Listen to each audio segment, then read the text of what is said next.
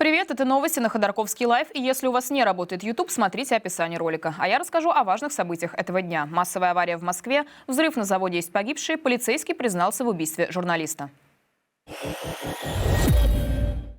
На юго-западе Москвы маршрутка врезалась в автобус. В маршрутке пострадало 5 человек. Среди пассажиров автобуса никто не пострадал. Ранее на юго-востоке Москвы в районе Марьино столкнулись автобус, пожарная машина и несколько легковушек. По данным издания МСК-1, 14 человек пострадали. По информации госагентства ТАСС, 15 человек получили травмы. Предварительная причина произошедшего – автобус не пропустил на перекрестке машину МЧС, которая ехала с включенными проблесковым маячком и звуковым сигналом. Водитель автобуса в тяжелом состоянии доставлен в институт Склифосовского. Также среди госпитализированных мальчик 12 лет. Его жизни ничего не угрожает. К другим происшествиям. В Абакане на бывшем заводе прогремел взрыв. Об этом сообщил глава Хакасии Валентин Коновалов. По его словам, взрыв произошел из-за нарушений техники безопасности. Погибли 2 человека, 4 пострадали. Переместимся в Якутию. Там пожар в магазине в городе Ленск. Сотрудники МЧС ликвидировали открытое горение на площади 2000 квадратных метров. Предположительной причиной стало короткое замыкание электрооборудования. К тушению привлекли 45 спасателей и 8 единиц техники. В соседней Иркутской области тоже крупный пожар. На площади 2400 квадратных метров горело производственное здание. В Иркутске на месте работали 33 сотрудника МЧС и 11 единиц техники. И еще один пожар произошел в Саратовской области. Там погиб ребенок. Загорелся частный дом в селе Золотая Степь. Женщина и ее внучка успели спастись. 8-летний мальчик погиб. Его тело нашли спасатели при тушении. Следователи выясняют обстоятельства трагедии.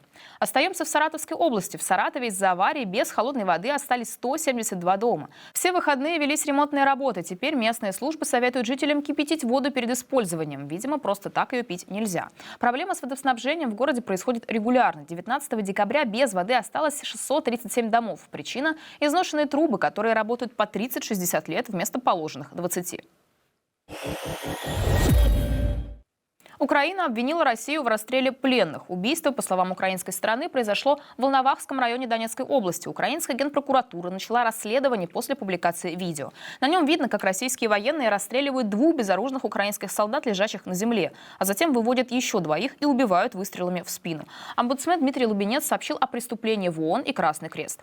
Экс-полковник МВД признался в убийстве журналиста и хочет на фронт. В Петербурге бывший полковник полиции Михаил Смирнов признался в убийстве журналиста Фонтанки и агентства журналистских расследований Максима Максимова. Максимов занимался расследованием коррупции в силовых структурах и готовил материал о Смирнове. По словам Смирнова, журналиста заманили в подвал, где его избили и задушили. Тело закопали в лесу. На кадрах, которые вы сейчас видите, сотрудники Следственного комитета и МЧС ведут раскопки останков. Убийство произошло в 2004 году. Признался экс-полковник это весной, после задержания по другому делу. Теперь Смирнов заявил, что хочет отправиться на войну в Украину. Сапсаны перестанут ходить между Москвой и Петербургом. Об этом сообщили в Минтрансе. После начала войны Сименс прекратил поставки поездов в Россию. В ведомстве уточнили, что в 2028-м Сапсаны направят на маршруты в Нижний Новгород, Воронеж и Белгород. Между столицей и Петербургом запустят новый скоростной поезд российского производства. Сапсаны начали курсировать в 2009 году. И это все новости к этому часу. Не забудьте поставить лайк этому ролику, чтобы его увидело больше людей. Также подписывайтесь на наш YouTube-канал. Еще подписывайтесь на нас в Телеграме. Так вы останетесь с нами на связи в случае полной блокировки YouTube в России. А чтобы сейчас смотреть YouTube без проблем, переходите в описание под видео. С вами была Екатерина Воропай. Увидимся. Пока.